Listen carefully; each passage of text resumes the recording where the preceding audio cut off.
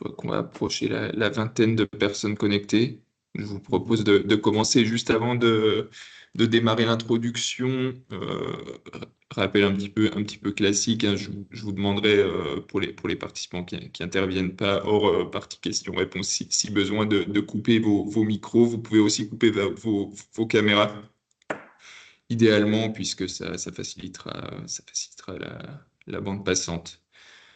Euh, voilà, donc il s'agit, comme c'est indiqué sur la slide d'intro, d'un webinaire consacré au dispositif de financement européen Innovation Fund, spécifiquement à propos donc de l'appel, en tout cas du paquet de 3 appels qui a été officiellement publié en début de semaine et dont on va vous parler dans le détail aujourd'hui. C'est un webinaire du coup qui est présenté par le réseau French Automotive and Mobility Network, qui est une initiative qui a été mise en place en 2019 sous l'impulsion de 5 entités fondatrices, celles que vous voyez à l'écran, en l'occurrence la plateforme de la filière automobile, la PFA, et puis les 4 pôles de compétitivité mobilité et historiquement automobile français, qui sont répartis de façon, comme vous le voyez à l'écran, assez équilibrée sur le territoire français, ce qui nous permet aujourd'hui de couvrir 9 régions en termes de localisation des adhérents.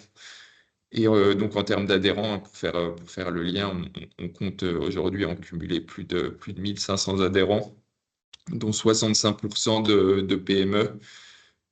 Donc voilà, c'est un élément assez important pour nous, dans le sens où la mission, si je puis dire, de cette initiative, c'est assez simplement de venir aider les acteurs de ce secteur, hein, le secteur automobile et plus largement des mobilités, à accéder au financement européen. C'est pour ça qu'on s'est établi à Bruxelles notamment, et c'est pour cette raison qu'on met en place des actions de ce type, des webinaires d'information sur des instruments de financement européens tels que l'Innovation Fund, en collaboration évidemment avec les personnes pertinentes au niveau national, notamment les points de contact nationaux. Donc c'est pour ça qu'on a structuré l'agenda de cette manière aujourd'hui. Alors, une introduction de ma part en tant que représentant basé à Bruxelles du réseau French Automotive and Mobility Network. Et puis ensuite, je laisserai pendant 20 bonnes minutes la main à Fabien de la Falise et son collègue Basile pour nous présenter euh, l'appel Innovation Fund, non pas 2025, mais 2024, même s'il sort en toute fin d'année et que les deadlines sont situés principalement en début d'année 2025. Et puis ensuite, on vous laissera évidemment un temps pour poser vos questions et de notre côté apporter les précisions nécessaires.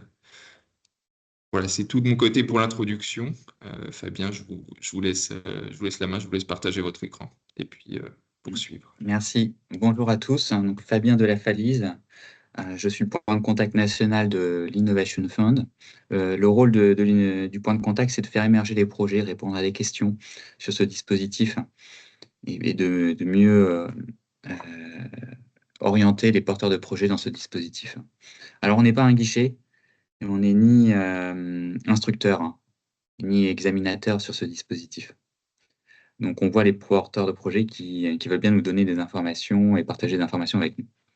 Alors, on est à la DGEC. La DGEC a en charge de rédiger la stratégie française de l'énergie et du climat, notamment avec la PPE, la programmation pluriannuelle de l'énergie, la stratégie nationale bas carbone. Ce sont des documents qui sont actuellement en concertation en ce moment sur le site internet du ministère. Et moi, je coordonne l'innovation dans la rédaction de ces documents et d'une manière générale l'innovation à la DGEC, la Direction générale de l'énergie et du climat. En fait, pour nous, l'innovation, ça permet de donner corps aux trajectoires de ces documents, de la PPE, la stratégie nationale bas carbone, où on vise la neutralité carbone à l'horizon 2050. Alors c'est un peu loin, mais via l'innovation, c'est maintenant qu'il faut s'y prendre, en créant des démonstrateurs, des projets qui peuvent être mis sur pied dès maintenant. Et d'une manière générale, grâce à l'innovation, ça permet de rapprocher le futur et de rendre concrets nos objectifs pour 2050. L'Innovation Fund, bah, c'est un dispositif où on a de l'argent. C'est le bras armé de la Commission européenne, de l'Union européenne, alors que la Chine, bah, elle a ses plans quinquennaux, les Américains, ils ont l'IRA, l'Inflation Reduction Act, et ça permet d'investir de leur côté dans la R&D, le déploiement industriel. Et l'Innovation Fund, bah, c'est un instrument de la Commission européenne qui est d'une certaine manière une réponse européenne stratégique à la Chine et aux États-Unis. C'est tout, et c'est tout l'enjeu de notre siècle, en fait. Le 21e siècle se jouera dans les révolutions technologiques et il vaut mieux les prendre à bras-le-corps dès maintenant plutôt que de de reporter cette charge d'innover, cette charge d'industrialiser sur les générations futures, avec le fort risque bah, de dépendre des succès technologiques asiatiques ou américains. D'ailleurs, le dernier rapport de Mario Draghi va dans ce sens-là, hein, sur le futur de la compétitivité de l'Europe, pour réformer et relancer la croissance durable en Europe. L'innovation est vraiment un axe majeur qui a été identifié dans ce rapport. Et pour nous, en France, il est impératif que les entreprises françaises soient en première ligne et se saisissent de ces opportunités, d'où cette communication sur l'Innovation Fund. Donc, c'est des opportunités de soutien à l'innovation et de déploiement des technologies bas carbone. Et pour l'industrie automobile, il y a un fort enjeu et il faut savoir se saisir de ces opportunités. C'est l'objet de ce webinaire aujourd'hui. Donc l'Innovation Fund, c'est un dispositif de soutien au déploiement industriel, hein, malgré qu'il y ait le mot innovation dans l'expression Innovation Fund. J'en parlerai après sur les critères d'évaluation et de sélection des projets. En fait, c'est bien un instrument de déploiement industriel. Et donc, il faut un peu d'innovation dans dans ces dossiers. Les secteurs éligibles, bah, d'une manière générale, ça va être les énergies renouvelables, l'industrie, le résidentiel, les transports routiers, maritimes et aériens. Ça permet de soutenir le développement de technologies innovantes de décarbonation profonde. Et une particularité, c'est que sur ce dispositif, ça permet de financer les CAPEX, bien sûr, mais aussi les OPEX, jusqu'à 60% des coûts éligibles. Et c'est un soutien en 100% subvention. Alors, on a reçu des questions, je vais les traiter en même temps. Est-ce que ça permet de soutenir la récupération de chaleur? Oui, bien sûr. Et on a des exemples. Par exemple, on a le secteur numérique. On a eu un lauréat l'année dernière dans ce secteur. Et comme vous voyez, le secteur numérique, il n'est pas éligible. Alors, comment ils ont fait? Ça dépend beaucoup de la narration du projet et qui est apportée dans le dossier. Le projet en question qui a été lauréat, c'est la société Carnot dans le secteur informatique et numérique. Oui, ils ont récupéré de la chaleur fatale des serveurs pour la valoriser. Donc, c'est extrêmement important, cette narration au sein du dossier. Donc, par exemple, l'agriculture n'est pas un secteur éligible, mais la production de tracteurs hydrogène pour décarboner l'agriculture pourrait être éligible si on fait une narration autour de la production de lignes de tracteurs, du process industriel. Donc, ce que je veux dire par là, c'est que c'est extrêmement important d'accorder beaucoup d'importance à la narration du projet quand on va rédiger le projet. D'une manière générale, à chaque fois que c'est un projet industriel, ça pourrait être éligible à l'Innovation Fund. Alors, on avait également une autre question sur les aides spécifiques des acteurs de la logistique responsable. Est-ce que ça peuvent bénéficier de l'Innovation Fund? Je dirais d'une manière générale, oui. Tout dépend du lieu de l'installation du projet. Il y a des aides européennes qui s'appliquent en Union européenne et des aides nationales qui dépendent des États membres. En France, on a des dispositifs qui peuvent également soutenir la logistique, comme le dispositif de Propulse porté par l'Agence d'innovation des transports à la DGITM. Donc, on a également d'autres dispositifs. Il faut voir les dispositifs qui existent dans chaque État membre. Voilà ce que je pouvais vous dire. Et oui, extrêmement important. On peut y aller seul à l'Innovation Fund. Contrairement à d'autres dispositifs européens, je pense à Horizon Europe. Là, on n'a pas besoin de créer un consortium pour candidater à l'Innovation Fund. Fonctionnement de l'Innovation Fund, comme l'heure tourne, je vais aller assez vite sur cette diapo. C'est un concours. Les projets sont notés selon des critères. L'opérateur, c'est Cinea, c'est le bras armé de la DG Climat, un peu comme nous en France, où le ministère de l'Écologie s'appuie sur l'ADEME. Il y a également un mécanisme, il y a plusieurs dispositifs actuellement ouverts, hein, qui ont été ouverts le 3 décembre. On a un mécanisme d'enchère hydrogène, au sens RFNBO, pour produire l'hydrogène renouvelable. On a également un appel à projet qu'on appelle IF24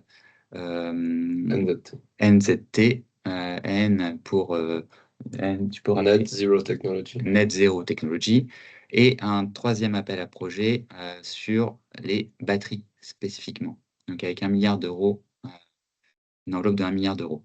1,2 milliard d'euros pour les enchères hydrogène et 2,4 milliards d'euros sur NZT. Cette slide présente, on fait un focus sur le NZT, le Net Zero Technology. C'est un appel à projet, je dirais balai, qui permet de balayer l'ensemble des technologies, où on va retrouver des technologies hydrogène, à la fois sur les électrolyseurs, sur les équipements de production d'énergie renouvelable, sur un peu tout ce qui peut décarboner dans l'industrie, d'une manière générale. Et cet appel à projet fonctionne en 3 catégories.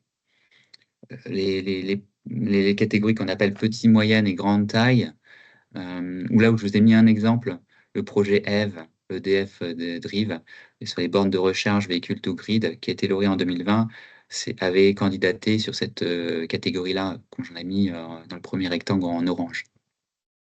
Et une deuxième catégorie sur la production de technologies propres, où là on peut, un exemple de projet, le projet Relive d'Eramet, sur le recyclage de batteries pour les véhicules électriques, qui a été lauréat en 2021.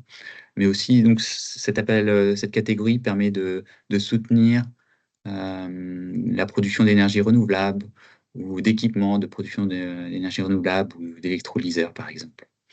Et la troisième catégorie, la catégorie pilote en vert à l'écran, projet qui vise à soutenir des démonstrateurs, comme le projet N2TR porté par Boulder Industries sur le recyclage de pneus. Je crois qu'il a été lauréat en Belgique, celui-là, en 2024, donc récemment. Donc c'est des projets pilotes, donc en termes d'innovation, il y aura beaucoup plus d'innovation dans ces projets-là. Vigilance, et c'est toujours intéressant, ça permet de... je dirais, c'est plutôt en phase avec des projets d'Horizon Europe, en fait. On va passer à la prochaine slide. Sur cette slide, on va vous présenter les critères de sélection de ce Net Zero Technology, cet appel à projet Net Zero Technology. Il y a 5 critères.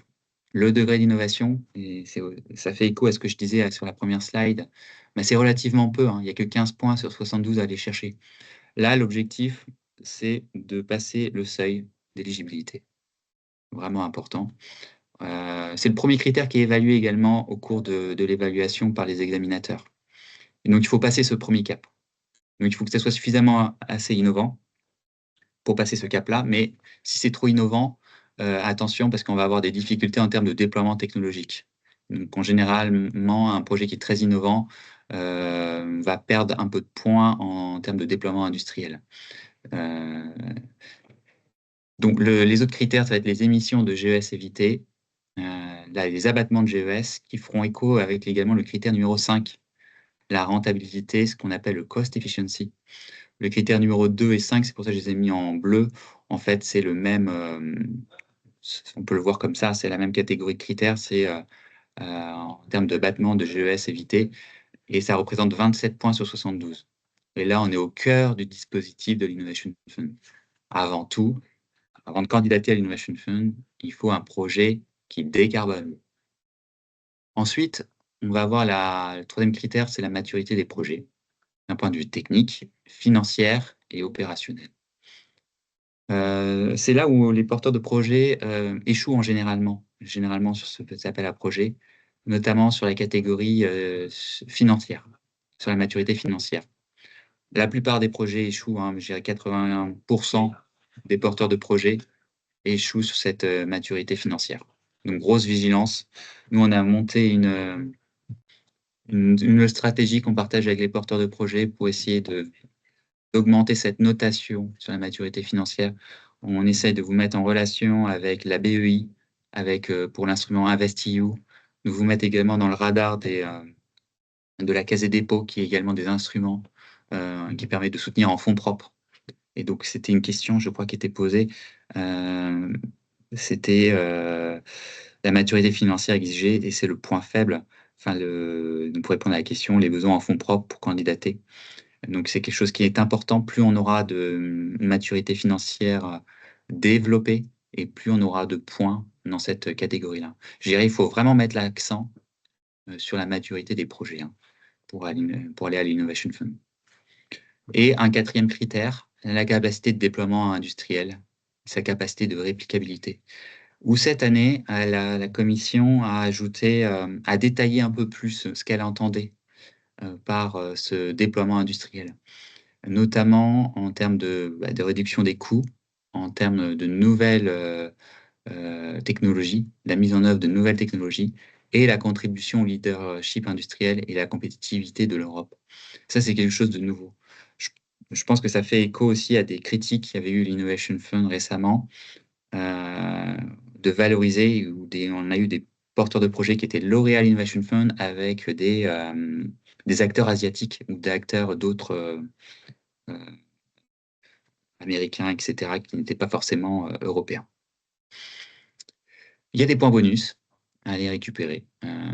J'en dis pas plus pour gagner des points, du temps, pardon, et c'est notamment sur le maritime, etc. On va passer à la prochaine diapo. Cette slide présente la cartographie de l'appel à projet IF24 sur le net zéro technologie. On va retrouver les enveloppes pour chaque catégorie. Alors, la petite catégorie va concerner des projets entre 2,5 et 20 millions d'euros. La catégorie moyenne entre 20 millions et 100 millions d'euros. Et la catégorie large au-delà de 100 millions d'euros d'investissement. Production de technologie propre, ça sera tous les projets supérieurs à 2,5 millions d'euros, et également sur la catégorie pilote. Avec peut-être une particularité sur ces catégories, c'est qu'il faut faire attention à la pondération des critères qu'on a évoqués sur la précédente slide. Il y a un coefficient 2 qui peut intervenir parfois, notamment sur le degré, sur le critère de innovation, la maturité, la réplicabilité. Et là, je vous ai mis également les enveloppes. Alors, il peut y avoir une stratégie à avoir en fonction du projet. Par exemple, si vous avez un projet qui pourrait rentrer dans plusieurs catégories, moi, j'aurais une tendance à les orienter plutôt vers la catégorie pilote, parce que ça marche plutôt bien. Cette année, on a eu plusieurs porteurs de projets qui ont été lauréats dans la catégorie pilote, et j'ai l'impression que c'est un axe que souhaite accentuer la Commission européenne.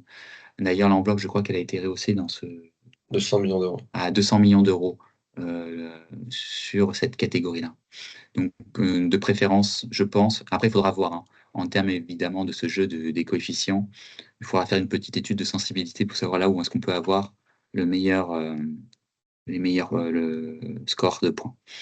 Également, une recommandation. Alors, chaque année, je vois passer des projets qui font pas attention et qui déposent des projets juste en dessous du seuil, par exemple, qui déposent juste au-dessus du seuil, pardon, un projet à 21 millions d'euros dans la catégorie moyen, alors que s'il est diminué de 2 millions d'euros, ça ferait un très gros projet dans la catégorie petit. Un gros projet de la catégorie petit permettra d'abattre toujours plus que un petit projet de la catégorie moyen, et se retrouvera en concurrence avec des gros projets, avec des petits projets de la catégorie petit. Alors que s'il le déposait un projet à 21 millions d'euros, il se retrouvera en concurrence avec des projets de l'ordre de 99 millions d'euros d'investissement. Autant dire quasiment aucune chance d'être lauréat. Voilà ce que je pouvais vous dire. Oui, également très important, c'est que la Commission européenne se laisse l'opportunité d'augmenter cette enveloppe sur l'appel à projet IF24 jusqu'à hauteur de plus de 40% en fonction des projets qui aura émergé. Je laisse la parole à Basile sur cet appel à projet batterie. Alors, je vais essayer d'être très concis parce que j'imagine qu'on est un peu contraint par le temps. Faut juste savoir que sur l'appel à projet des batteries, qui lui est de l'ordre de 1 milliard d'euros, on est noté non plus sur 72 points comme l'a présenté Fabien sur les les Net Zero Technology, mais sur 108. Donc forcément, ça veut dire que les rapports de force sont complètement différents, surtout quand on sait que pour les batteries, le degré d'innovation redescend au niveau passe à la barre de 10 points, ce qui veut dire que c'est encore moins, ça pèse encore moins que ce qu'elle était sur les Net Zero Technology, le dispositif Net Zero Technology. Ensuite, il y a aussi, j'avais envie de peut-être mettre l'accent sur les choses qui peuvent peut-être paraître pas très claires, notamment sur, encore une fois, la capacité à abattre des émissions, des GES. Ils ont rajouté une certaine nuance, c'est celle de la réduction d'empreinte carbone manufacturière. Donc en fait, qu'est-ce que ça représente? Donc je l'écris en dessous, hein, mais ils veulent également s'assurer que la phase de fabrication uniquement permet également d'abattre des GES. Là où dans les dispositifs Net Zero Technology, ils prennent également l'utilisation ou la durée de vie du produit, la phase de déploiement, etc. Donc forcément, vu que c'est 15 points, c'est quand même non négligeable. Ça veut dire que ça augmente de plus en plus. Pareil, la maturité des projets, tout est CoF2. Donc là aussi, c'est quelque chose qui sur lequel il faut être extrêmement vigilant. Et également quelque chose qui peut potentiellement vous intéresser et qui souligne une certaine tendance européenne, c'est, comme Fabien l'a extrêmement bien expliqué, avec le leadership industriel, au niveau du call des batteries, ils ont rajouté encore plus une nuance, c'est la sécurité d'approvisionnement et de réduction de dépendance. Là où on expliquait qu'on voulait un peu sortir de la houlette asiatique slash chinoise, là, il y a une vraie c'est littéralement spécifié puisqu'il demande à montrer qu'on est capable de sortir de la dépendance de la Chine. Et donc, c'est quand même noté sur 15, le point 6, la sécurité d'approvisionnement et la réduction de la dépendance. Et sur ces 15 points, on va noter un pourcentage de à quel point vous êtes capable de montrer que vous n'avez pas besoin des matériaux chinois ou de l'intervention chinoise pour faire la fabrication de ces batteries. Ce qui montre vraiment entre guillemets, la tendance européenne de vouloir se détacher de l'influence. Sinon, le reste, au niveau des autres critères, c'est quelque chose que Fabien a déjà présenté, donc je pense que ça ne sert à rien de revenir dessus. Et voilà, je pense que je voulais juste vous présenter un peu les spécificités et surtout soyez très vigilants sur les coefficients qui peuvent beaucoup changer la donne sur ce call de batterie. Voilà. Oui, également, quelque chose qui est intéressant, c'est qu'un projet qui serait éligible à l'appel à projet batterie pourrait également être candidaté dans l'appel à projet NZT. Donc, il faut regarder là où il y a le plus de points à avoir. Mais vigilance, je pense que la commission ne s'interdit pas à faire des passerelles, de réorienter les projets, ce qui serait déposé dans l'un ou l'autre appel à projet. C'est arrivé dans les autres années, hein. On peut passer à la prochaine slide. Juste un exemple de planning, c'était le planning de l'IF 23, le précédent call. C'était pour dire que ça va assez vite, hein, il y a 6 mois d'instruction. Les lauréats côté français, là, vous avez mis une liste des lauréats en mettant en relief, en évidence les projets dans le domaine des véhicules qui auraient une incidence sur les véhicules. Donc, on va retrouver Blue Solutions avec son projet RGE N4, le projet EVE d'EDF. Et puis, évidemment, il y a d'autres lauréats au niveau européen. Je vous ai mis la liste des lauréats ici. Alors, c'est très intéressant de voir si vous voulez monter un projet, de regarder, d'identifier la stratégie des lauréats en regardant un peu ce qu'ils ont pu développer. C'est pour ça que je vous ai mis la liste des lauréats. La position de la France, comparaison des subventions perçues par pays. Bon, on est en 6e position. C'est un dispositif qui nous réussit plutôt bien. La pompe est amorcée, hein. On a chaque année des lauréats sur chaque call. Donc, on a un fort potentiel français. On est le pays qui dépose pratiquement le plus de candidatures. Donc, ça, c'est intéressant. Et donc, on a un vrai effet de levier. Notamment, on arrive à faire émerger des projets et à trouver des articulations possibles avec les dispositifs nationaux, je pense, avec le programme d'investissement France 2030. Une synergie, sur cette slide, on voulait vous montrer les synergies possibles avec les autres fonds, notamment Horizon Europe. On vous a remis un peu comment fonctionnait l'ensemble de ces dispositifs, comment ils intervenaient. Par exemple, avec le FEDER qui peut intervenir sur toute la chaîne de déploiement de montée du spectre de l'innovation. On va retrouver également LIFE, InvestEU, LIFE qui permet de soutenir le déploiement industriel, notamment en termes de méthodologie. C'est bien beau d'innover, mais c'est encore mieux si on peut aussi sécuriser les normes afin de garantir leur utilisation par des normes qui nous conviennent bien et pas asiatiques. C'est quelque chose qu'on a tendance à oublier, hein. Quand on regarde comment les acteurs asiatiques ou américains se positionnent, ils sont très présents dans les communautés de standardisation internationale.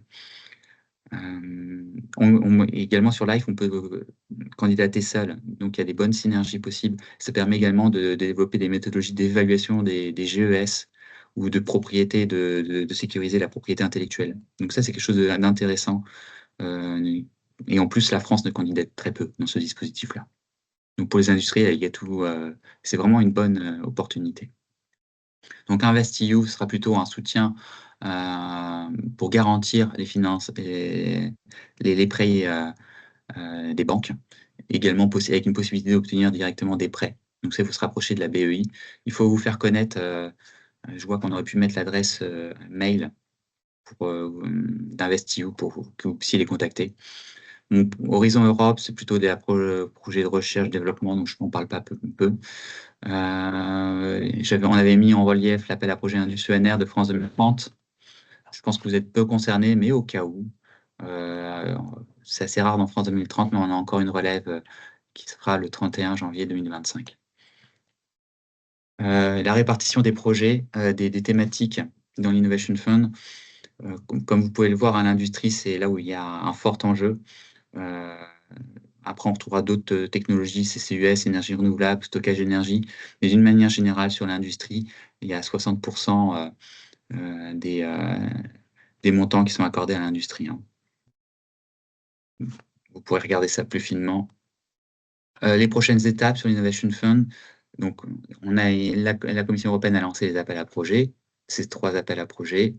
Il y a également les infodés de la Commission européenne sur 2 jours, le 17 et 18 décembre. Je vous ai mis le lien pour s'inscrire. C'est intéressant parce que l'appel à projet batterie est nouveau. Ils font une journée sur cet appel à projet. Donc, je vous encourage à le suivre. Et nous, on organise le 7 janvier 2025 un infodé avec... alors, la commission sera là, avec Cinéa.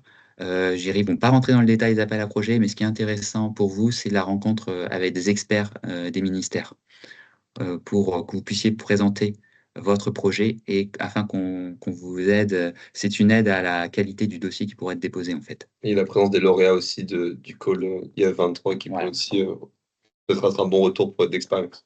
Il y aura aussi une session avec un retour d'expérience. Donc, on vous a mis le lien pour vous inscrire là. En termes de communication, il y a des rapports intéressants sur l'Innovation Fund qu'on vous a remis ici, qui permet de voir un peu qu'est-ce que fait la Commission européenne avec ce dispositif.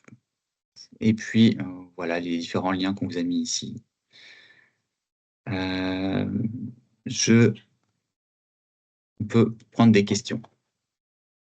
Merci beaucoup Fabien et Basile pour la présentation très, très complète. Je vois qu'il est presque 12h30. Ce que je vous propose, c'est qu'on déborde un petit peu, qu'on prenne, disons, 5 minutes pour répondre aux différentes questions. Il y en a pas mal qui ont été posées dans le chat déjà. Alors, je vois qu'il y a un certain nombre de questions qui abordent l'éligibilité ou non de telle ou telle thématique spécifique. Voilà, on va aller dessus. Je pense que ce qu'on peut vous inviter à faire, parce que ça prendra un petit peu de temps de répondre au cas par cas, c'est, comme l'a très bien dit Fabien, de participer à la journée organisée au niveau national au mois de janvier, ce qui vous permettra de discuter de votre projet directement avec un expert qui pourra très facilement vous dire oui ou non c'est éligible et avec tel ou tel angle d'approche. Je peux déjà très rapidement apporter des éléments, hein, parce que je vois les questions ne sont pas si compliquées que ça. La première, on y a répondu. Sociétés de livraison décarbonée du dernier kilomètre sont éligibles. Pour moi, oui. Sauf si c'est du ferroviaire. Le ferroviaire n'est pas dedans. Donc, tout dépendra de la narration autour du projet, en fait. Mais c'est possible. Est-ce qu'une entreprise développant une technologie innovante de minage au nickel avec des plantes hyper accumulatrice. Alors oui, ça je vois à peu près ce serait quel projet. Je crois que je le connais, ce projet, j'en ai déjà vu passer. J'aurais tendance à dire oui. avec la même réponse. Tout dépend de la narration du projet qui sera mis en œuvre. S'il y a un process industriel derrière de captage de ce nickel, bien sûr, c'est un projet industriel et du coup, ça mérite de regarder ça finement, hein, et de regarder ça. Alors, autre question de Romain Iveco. Aucun projet de développement et de production de nouveaux véhicules zéro émission n'a été financé par Innovation Fund. Quelles sont les raisons selon vous? Alors, de nouveaux véhicules zéro émission, il y a des véhicules, alors il y a les IRVE comme on a eu Eve. Je saurais pas quoi répondre parce qu'il me semble que c'est tout à fait possible. On a les Vélic, des bateaux, je pense à Ponant qui est lauréat. Bon, c'est dans le maritime. On a également un avion bas carbone qui est possible. Alors, dans les véhicules, je pense que routiers, c'est vrai que j'en vois pas, mais C'est lié à la jeunesse du dispositif également. C'est-à-dire que ça fait qu'1 an que c'est rentré dans le scope Innovation Fund. le routier, oui. Le routier, donc potentiellement, il n'y a pas eu de dépôt assez mature qui a été retenu par Je regarderai, on la regardera, commission. parce que pour moi, je vois pas de frein. Je vois pas de difficulté particulière. Peut-être en termes de maturité financière et également le degré d'innovation, il faut que ce soit suffisamment innovant. Ça pourrait être éventuellement des éventuels freins. Mais ouais, je vois pas plus de difficulté que ça. Le versement de cette subvention est-elle versé à hauteur des fonds propres de l'entreprise? Moi, je vois pas de critères vis-à-vis des fonds propres. J'en connais pas. Ce qui est, je crois que j'avais répondu à cette question dans les faits marquants, non? On l'avait plus marqué. En général, il y a 10% de la subvention qui est accordée au début de la mise en service du projet, 40% au milieu, ou alors c'est 40% au début. Je dirais, ces éléments-là ne sont pas inscrits dans le marbre. Ils sont à voir au cours de la rédaction de la convention avec Cinéa et la Commission européenne, selon la dynamique du projet et du business plan. Est-ce que ça répond aux questions? Oui, il me semble que ça répond à l'ensemble des questions. J'avais peut-être une question complémentaire de mon côté qui, Oui, je pense, intéressera un petit peu tout le monde. Vous avez très bien présenté les grilles d'évaluation et le détail, les coefficients, etc. Évidemment, il y a des scores seuils qui sont annoncés. Donc, c'est seuil sur le papier. Est-ce que vous savez nous donner des moyennes de seuil réels, c'est-à-dire à partir de quelle note on peut espérer voir son projet financé réellement? Oui, oui. Vas-y, va vous Bah, il y répondre. en a plusieurs. Alors, je suis sur celui des batteries, hein, typiquement, mais sur le projet, enfin, sur la maturité du projet, le score maximum qu'on peut vous donner, ça va être 5, mais il faut avoir minimum 3 sur chaque technique financière et opérationnelle, les 3 chacun. Pareil, sur la qualité du calcul et de crédibilité des hypothèses, c'est noté sur 5, il faut avoir minimum 3. Je vous parle sur les batteries, hein, forcément. Après, il faudra juste que j'aille le chercher ailleurs. Et pareil, sur le cost efficiency, enfin, donc quand ils demandent la qualité du cost calculation, enfin, des minimums requis, ça va être pareil, ça va être noté sur 3 et ils nous demandent un ratio de 1,5, enfin, un seuil, pardon, de 1,5. Donc c'est le 5.1 où je parle, celui dont je parlais, enfin le 7 au niveau de la rentabilité, pardon. Donc voilà, et sur les autres, c'est pareil au niveau de la tech, enfin, ça va être la même chose au niveau du call New Net Zero Technology. Il va y avoir des seuils de 3 pour la technique, la financière et l'opérationnel. Et sur le degré d'innovation, c'est entre 7, de mémoire, c'est 7 pour le Net Zero Technology. Et en tout cas, pour les batteries, c'est 6 sur 10. Donc voilà. Sinon, le reste, non, il n'y en a pas. Mais sur en fait, peut-être c'est pour ça que dit Fabien, il dit: «C'est le premier qui note, puisque si vous ne passez pas le seuil du degré d'innovation, ça sert ils vont même pas continuer à regarder le dossier parce que, c'est pas passé, c'est pas passé». Ouais, c'est itératif, hein. Donc voilà. J'espère alors je peux essayer de vous alors moi ça me prend juste peut-être une demi-seconde, mais il va falloir que je peux essayer de vous chercher exactement la note, seuil pour, En attendant, il y avait une question sur la consommation de carburant, un projet autour de transport routier qui vise à réduire la consommation de carburant et donc des émissions de gaz à effet de serre serait éligible? Alors pour moi, oui. À partir du moment que ça permet de réduire des GES par rapport à une technologie existante, ça se regarde. Il faudra faire une étude de faisabilité. Alors oui, également, moi j'encourage à prendre un bureau d'études pour se structurer. C'est quand même quelque chose c'est un concours. assez sélectif. Quoique les dernières années, le taux de sélection est passé autour de 20 à 30%. On est autour de 20 à 30% maintenant des projets. Les Français déposent souvent des projets de bonnes candidats. Il y a des bonnes candidatures côté français. On a toujours eu des lauréats. Et voilà ce que je pouvais vous dire sur cette consommation de carburant, sur cette question. Et du coup, juste pour répondre à votre question, pour le degré d'innovation pour les Net Zero Technology, enfin le call Net Zero Technology, c'est 9 sur 15 qu'il faut avoir pour passer le C. Ok, très clair, merci pour les clarifications. Je pense qu'on a quasiment répondu à toutes les questions. Évidemment, on vous partagera l'ensemble des présentations. Je vais vous envoyer un mail juste après avec évidemment les slides qui viennent d'être présentés et puis les slides d'intro et les différents liens pour les événements à venir, les journées d'information de la Commission européenne de décembre et puis celle du ministère en janvier. Alors voilà, je vous ai également mis le lien de la BEI. Si vous avez des projets, vous envisagez une candidature à Innovation Fund, très rapidement, je vous invite à contacter la BEI. Je vous ai mis le lien IFPDA. Ça permet de leur mettre votre projet sous le radar et d'essayer de gagner en maturité financière. Parce qu'ils pourraient éventuellement vous faciliter l'accès à des prêts bancaires et également à sécuriser certains prêts bancaires. Donc, il ne faut surtout pas hésiter à les contacter. Ils recherchent des projets. Merci beaucoup. Donc, je pense qu'on a fait le tour des questions et qu'on arrive à la fin de ce webinaire. Tout d'abord, merci beaucoup Fabien et Basile pour la présentation. C'était très clair. Merci à tous les participants aussi pour vos questions notamment. Comme je l'ai dit, je ferai suite à la réunion avec un email récap de l'ensemble des éléments qui ont été partagés. Et puis évidemment, on reste à votre entière disposition pour répondre à toutes questions que vous pourriez avoir par la suite. Merci encore et Merci. bonne journée. Merci beaucoup. Bonne journée. Bonne journée. Au revoir. Au revoir Mathieu, on s'appelle de 2 minutes. Oui, bien sûr, avec plaisir. À tout de suite, merci. À tout de suite.